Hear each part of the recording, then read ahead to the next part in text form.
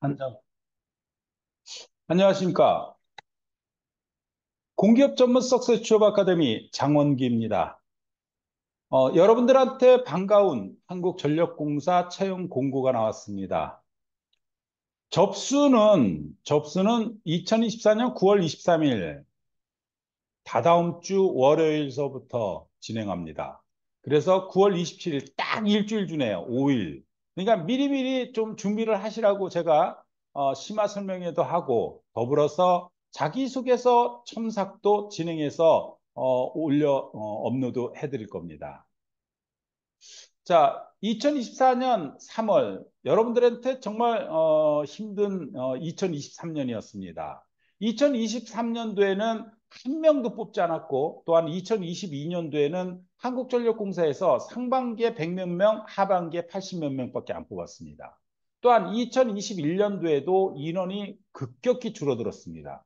그러니까 전 정부에서는 어마어마하게 뽑았죠. 뭐 1,500명, 2,000명 막 이런 식으로 뽑아댔는데 사실 인원이 너무 줄었는데 다행히 2023년도에는 한 명도 안 뽑았는데 2024년도 상반기서부터 채용하고 있습니다.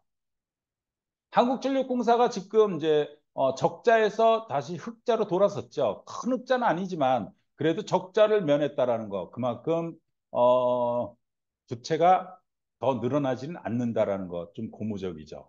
사실 저는 전기요금 상승시켜야 된다라고 생각하는 한 사람입니다. 우리나라 전기요금 너무 쌉니다. 그 싼 전기요금을 쓰시면서도 우리 국민들이 감사하게 생각하지 못하시는 분들이 정말 많다라는 거. 자, 2024년 3월에는 127명을 뽑았는데 이번 2024년 9월에는 221명을 뽑는다고 합니다. 일반 217명, 장애인 4명, 사무에서 일반 35명, 장애 30명, 3명, 배전은 36명에 송변전을 엄청 많이 뽑습니다. 송변전을 118명, ICT 15명에 장애 1명, 토목 4명, 건축 9명.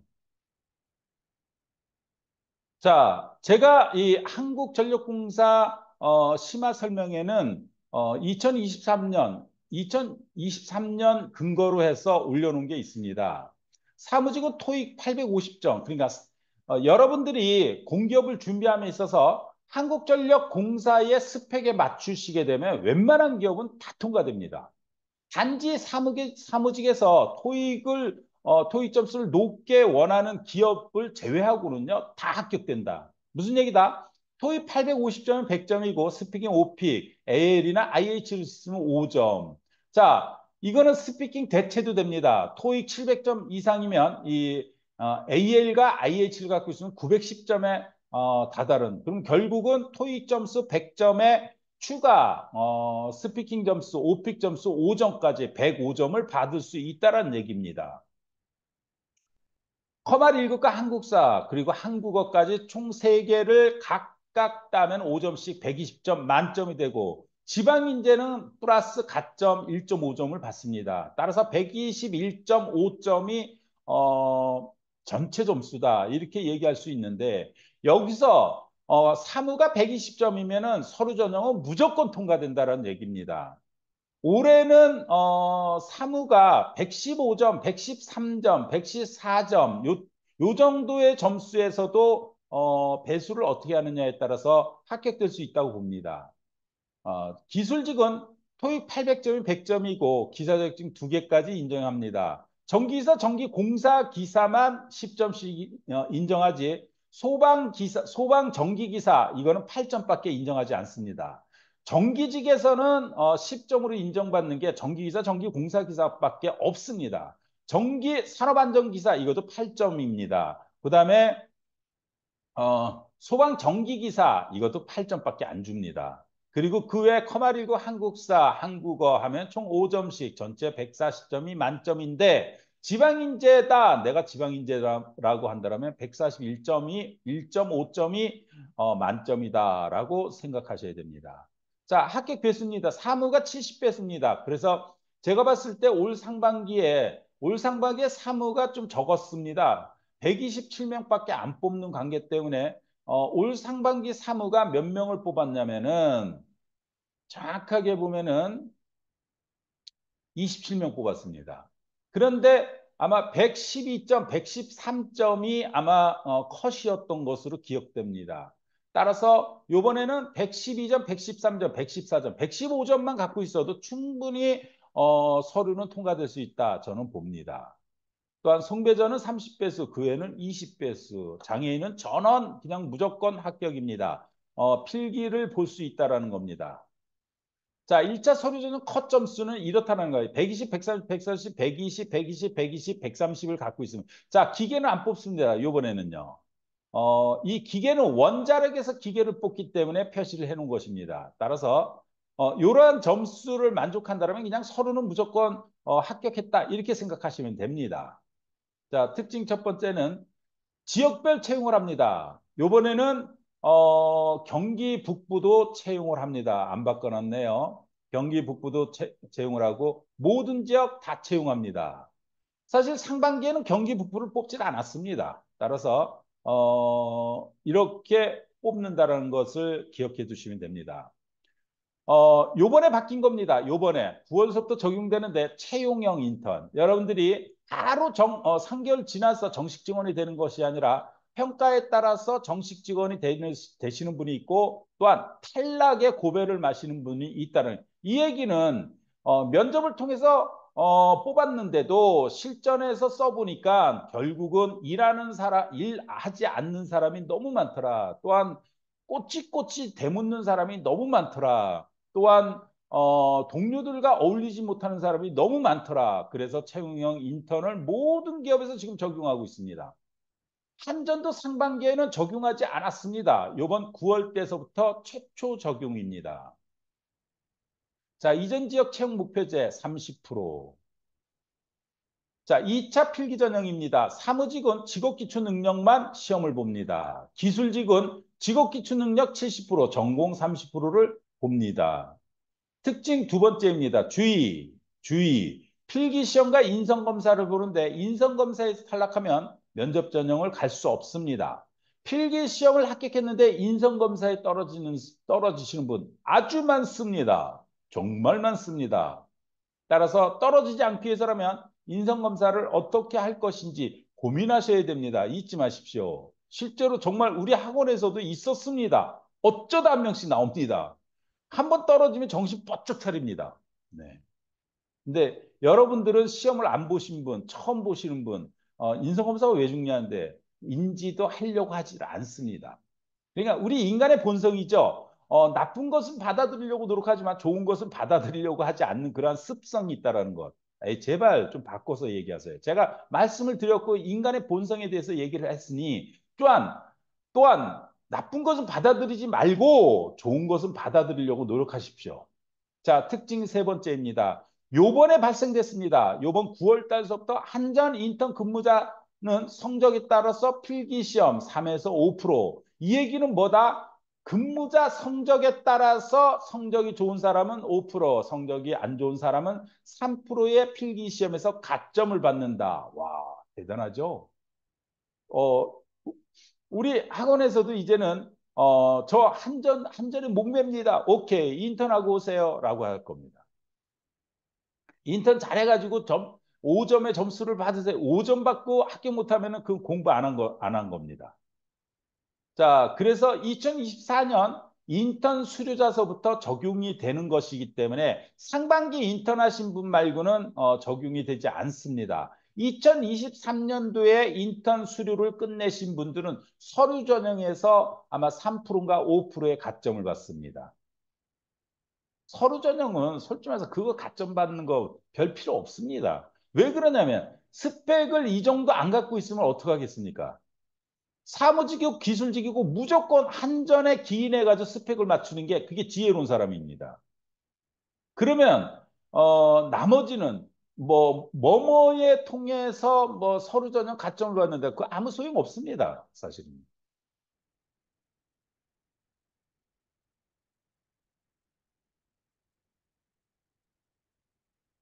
자, 두 번째. 한전은 직업기초 능력 평가가 중요합니다. 왜 중요한지 아십니까? 전공은 노력에 의해서 만들어질 수 있지만 직업기초 능력은요, 노력을 어떻게 하느냐에 따라서 만들어집니다.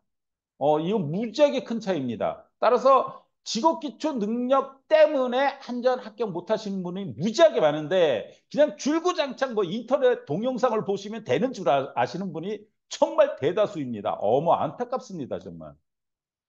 근데 어떤 행위도 하지 않으려고 하시는 분들이 많아요. 2년, 3년씩. 여러분, 이 얘기는 뭐예요? 너무 고지식하다라는 얘기잖아요. 아닌가요? 그럼 면접에서도 걸러줄 수 있습니다. 면접에서도. 한수원, 제가 인정하는 면접 중에 금융권 면접도 저는 어렵다라고 생각하지 않습니다. 한국은행 면접도 어렵지 않습니다. 가장 어려운 데가 한전, 한수원, 그리고 동서발전이 가장 어렵다. 또한 규칙을 정확하게 준수해야 될 곳은 인국공이고요. 자, 직업기준 능력은 사무, 그리고 전기, 그리고 ICT 토목 건축. 자, 기계는, 원자력 기계는 안 뽑으니까요. 요거는 빼놓겠습니다. 이번에는. ICT 토목 건축. 제가 팁을, ICT와 관련된 부분에 있어서는 팁을 좀 드릴게요. 자, 그래서 기술 능력에서 전공을 본다라는 것, 잊지 마십시오. 자, ICT는 어떤 직렬이 지원할 수 있습니까? 통신진력.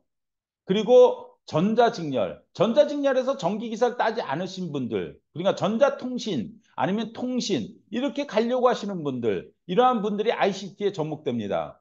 그리고 전산직도 ICT로 지원이 가능합니다. ICT로 뽑는다라고 한다는 건 통신과 전산이 합쳐서 지원할 수 있다. 이렇게 생각하십시오. 그런데 문제는 다른 기업들과 한전의 차이점이 있습니다. 어떤 차이점이냐? ICT 1차 전공이 1차가 PT와 또 바뀌었습니다. 이번 상반기와 또 바뀌었습니다. PT하고 전공을 질문합니다. 전공과 그리고 자기소개 일부가 있습니다. 근데 그 전공이 전산이 정말 합격하기 힘들어요. 한전에, ICT에. 왜?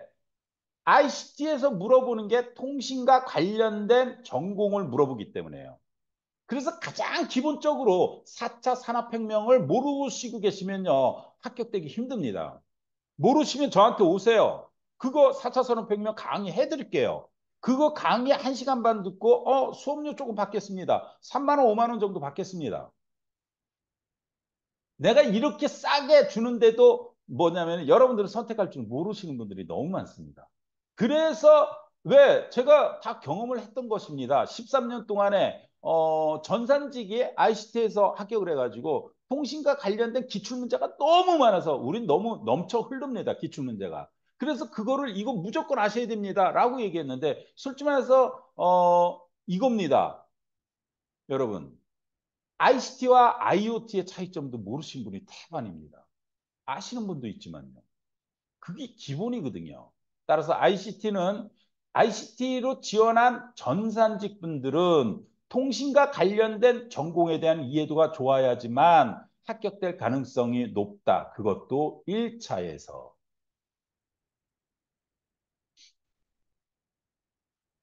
자, 3차 면접 전형입니다. 요번에 바뀌었습니다. 그러니까 토론 면접이 상반기도 있었습니다. 근데 토론 면접이 없어지고 PT와 전공 및 자소서 부분으로 보시면 돼요. 자소서라는 내용은 없었지만 불명히 물어봅니다. 불명히. 왜 그러냐면 전공만 질문하지 않습니다. 전공을 할 때, 자, 1분 자기소개 한번 해보십시오. 이건 자소서에 있는 내용은 아니지만, 자, 우리 회사에 왜 지원하셨어요? 그러니까 전공을 물어보다가 이겁니다. 전공을 물어보다가 툭, 어떻게 해요? 그냥 일반 인성 면접을 물어보기도 합니다. 그래서 우리가 제가 한자 그러니까 우리 학원에서 13년 동안 가장 많이 합격해 들어간 곳이 한수원입니다. 227명입니다. 근데 그 다음으로 많이 들어간 데가 한전입니다. 한전이 지금 83명인가 그렇습니다. 그런데 사실 전공도 제가 가르칩니다. 이해되세요? 이해 못 하실 겁니다. 전기 전공은 제가 다 가르칩니다. 네. 그럼 전공에 대해 이해도가 좋다? 아니요. 절대로요. 하는 방법이 있습니다. 방법.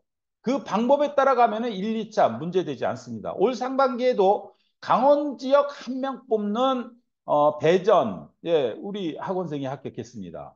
또한, 어, 경남 지역 사무직 한 명 뽑는 우리 학원생이 합격했습니다. 한 명밖에 안 뽑았습니다. 배전도 한 명밖에 안 뽑았습니다. 근데 우리 학원생 두 명이 합격해 들어갔습니다. 자, 합격 배수는 영역 면접이 150, 필기 시험이 50%입니다. 자, 영역 면접이 월등히 중요하다라는 얘기죠. 1차 전형을 못하면요, 이건 무조건 1차 합격 못한다라는 거. 또한 2차 전형은 인성 면접입니다. 인성 및 자기소개서 질문이라고 보시면 됩니다. 따라서 여러분 자기소개서도요, 정성껏 쓰셔야 됩니다. 자, 이 부분은 2024년 2월 3일 날 시험을 봤는데, 사무직은 직업기준력 100% 차례대로 풀어야 됨. 의사소통 수리 능력. 요거 보십시오. 요걸 내가 뭐 얘기합니까? 이제 자원관리. 그러니까 여러분들이 어느 파트를 자신이 있는지, 또한 자원관리에서 이 부분에 있어서 떨어지지 마세요. 왜 그러냐면, 한전은 한 과목에서 꽈락이 나더라도 전체가 통과되더라도 탈락 사유가 됩니다. 그래서 골고루 이 한전인 정말 기초 체력이 좋고 실력이 좋은 사람들이 합격합니다. 이 얘기는 뭐다? 공부를 잘했던 사람이 합격될 가능성이 높다라는 것이고, 지금서부터 직업기초 능력을 체계적으로 어떻게 공부한 사람이 그러한 사람들이 합격해서 들어간다라고 생각하시면 됩니다. 내가 여기 방문각 에듀윌도 써놨는데 여러분들 함정에 빠지시라고 내가 써놓은 겁니다. 어, 2024년 2월 3일 날 그래도 도움이 됐다라는 것이지. 그러면 여러분들이 이거 보고요, 이 정보를 가지고 방문각 애들 거 다 삽니다. 아니, 사서 보는 건 봐요. 쓰는데 거기에만 맹목적으로 함몰되지 마시라는 얘기예요. 그렇지, 그거 예상 안 해서 제가 방문각 에듀윌이라고 썼겠습니까? 방문각 에듀윌이 무슨 뭐 직업 기준이요? 아니요. 모든 출판사 다 보셔야 됩니다. 또한 한정과 유형이 같은 모든 출판사 걸 다 볼 생각하십시오. 그러다가 얻어 걸리는 경우가 생깁니다. 자, 기술직도 똑같습니다. 비슷합니다. 자, 자원 관리에서 너무 지친다. 왜 지칠까요? 한번 생각해 보십시오.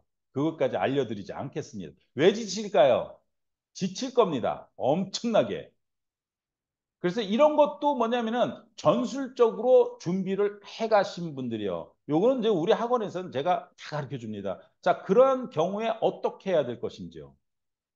자, 한전은 이거 다 가르쳐 줘도요. 합격될 사람이 되지 합격되지 않은 사람은 합격되지 않습니다. 한전은 한전 문제는 영역별 평가는 상대적으로 꽈락으로 평가돼요. 그래서 영역별 시간 조절 필수입니다. 제가 좀 전에 말씀드렸죠. 영역별 문제풀이 선정을 잘 해야 함. 즉 시간 조절을 잘 해야 합니다. 그러니까 전략과 전술이 없으면 한전 합격하기 쉽지 않다. 우리는 이제 스터디가 다시 한전반 스터디가 들어갑니다. 자, 대체적으로 시간이 부족하다. 이 얘기는 자체적으로 기초 능력과 심화 능력이 부족한 이유도 있지만 공부량이 안 돼서 있지만 사실 잘하는 사람들도요 대체적으로 시간이 부족합니다. 그래서 자신 있는 영역부터 풀어가는 것도 하나의 방법일 수 있다. 그 대신 영역별 꽈락이 있다는 거 잊지 마셔야 됩니다. 제 유튜브만 항상 구독하시면 채용 공부문은 분명히 놓치지 않습니다. 따라서 항상 보시면서 좋아요, 구독 눌러주시고 서로 상부상조 해야 되지 않겠습니까? 네. 여러분들은 저로 인해서 몰랐던 사실을 알게 된다면 여러분 저한테 뭘 주실 겁니까? 뭐 구독이라도 눌러서 상부상조 해야지만 저 위에 계시는 분이 덕이라도 좀 운이라도 주지 않겠습니까? 아닌가요? 네. 운칠기삼 우습게 생각하지 마십시오. 운은 내가 만드는 겁니다. 여러분들이 진짜 최종까지 합격하고 하시려면요. 예, 여러분들의 가슴이 따뜻해야 된다는 거 잊지 마십시오. 그리고 PT 발표 신문 스터디를 통해서 충분히 심화시킬 수 있습니다. 제가 목요일마다 신문 스터디 중앙일보를 가지고 금요일, 월, 화, 수, 목 해서 모아서 신문 스터디를 진행하고 있습니다. 또한 저는 13년 동안 석사 취업 학원을 운영해오며 800명 이상의 합격생을 배출할 수 있었습니다. 따라서 여러분들이 어려운 점, 궁금한 점, 정보가 필요하다면 간단한 정보들은 전화 주십시오. 그리고 만약에 진짜 심화 상담을 하고 싶다. 그러면 1시간에 제가 5만 원을 받습니다. 받습니다. 네. 따라서 여러분들 정당한 대가 속에서 정당한 정보를 취해가시면 되지 않겠습니까? 충분한 정보 아주 속 시원하게 해결해 드립니다. 여기까지입니다. 감사합니다.